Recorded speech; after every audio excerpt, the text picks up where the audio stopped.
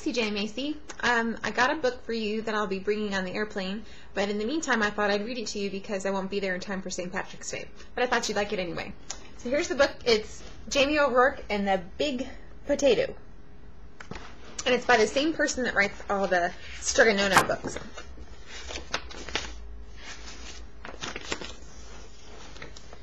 Let's see if I can get this straight. Okay, Jamie O'Rourke was the laziest man in all of Ireland. He would do anything to avoid working, especially if it had to do with growing potatoes.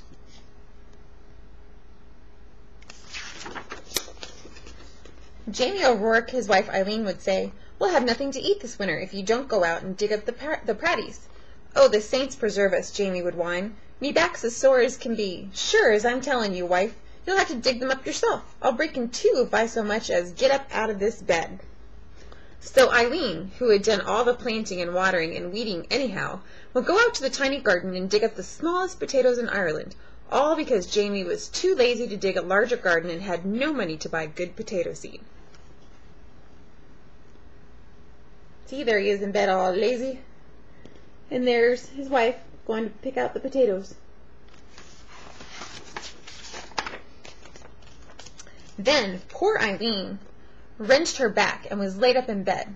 St. Bridget and the Virgin Mary herself must have smiled on Eileen O'Rourke, the village women had said.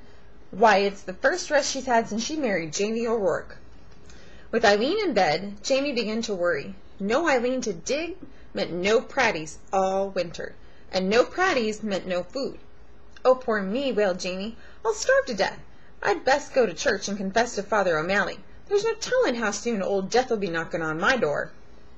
So even though it was midnight, Jamie set out for the church. He was about halfway down the hill when he heard singing and a tap-tap-tapping sound.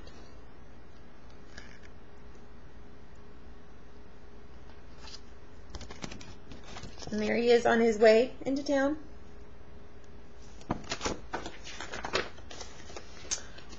"Sure, I wouldn't be knowing," Jamie whispered, "but I swear it's a leprechaun."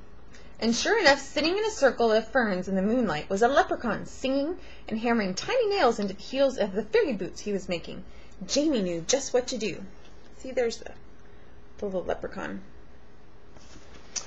He crept up and grabbed the little man by his coattails and held firm. "Let me go! Let me go!" the leprechaun shouted. "Not on your life," Jamie said. "Not until you show me where you keep your pot of gold."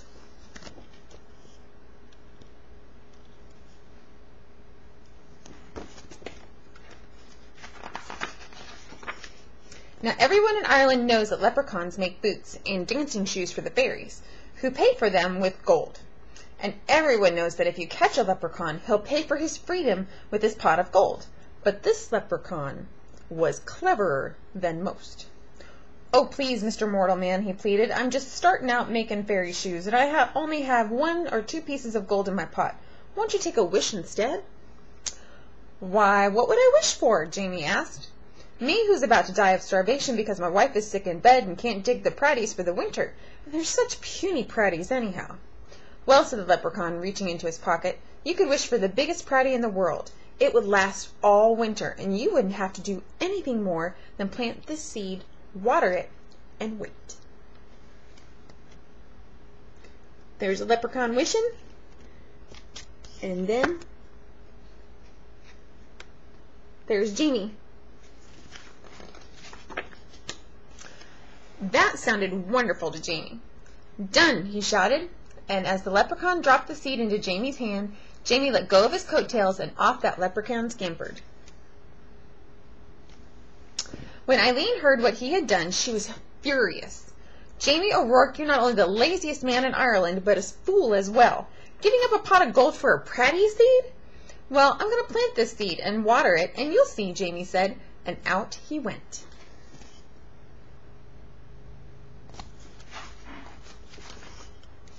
And faith, Eileen did see. In no time at all, the biggest, finest potato plant had sprouted out of the ground, followed by the potato itself. It was so big it pushed up not only all the dirt in the garden, but the garden shed, and the corner of the cottage as well. "Well, surely now it's ready to dig," Jamie said proudly. "That's a pretty big potato."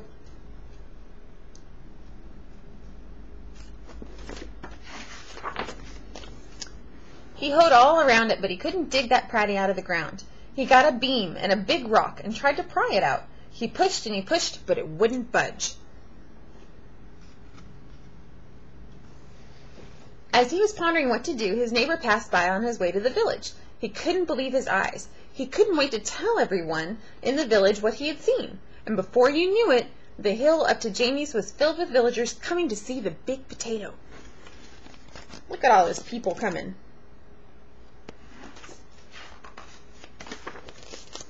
Where did it come from, they asked. Jamie told them about the lucky night he had caught the leprechaun and how smart he had been. Why, anybody could have gotten a pot of gold, he bragged, but the biggest Pratty in the world? Well, that took some doing. However, did you outsmart a leprechaun, they all asked at once. Jamie hesitated and scratched his head. Well, we'll help you dig up the Pratty, Jamie, if you tell us how you did it. And they grabbed shovels and hoes and started to dig.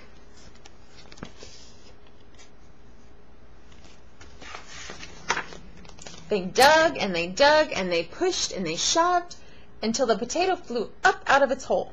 It rolled down the hill faster and faster until it reached the bottom, where it bounced up high and came to a stop, wedged between the stone walls on either side of the road. What to do now? And there it is, it's all wedged.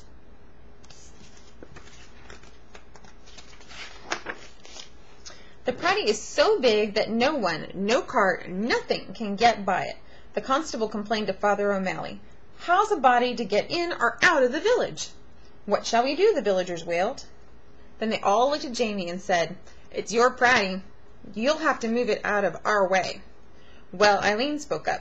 There's more than enough Pratty for everyone. Why don't you all take some?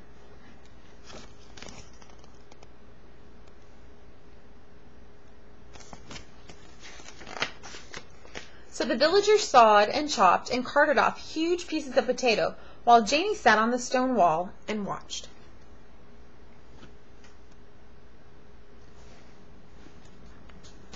There's some more doing the carving, getting big chunks of potato. All winter long, everyone had a potato to eat, and eat, and eat, until no one wanted to see or hear a potato again. They had lots and lots of potatoes, and then they're getting sick of the potatoes.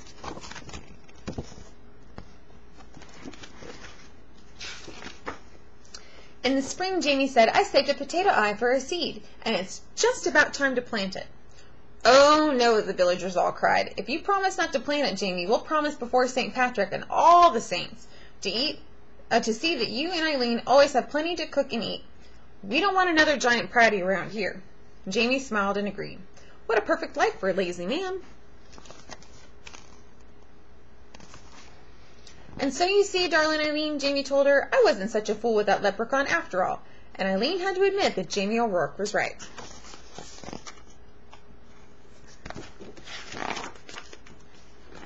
The end. And here's the happy leprechaun with his pot of gold.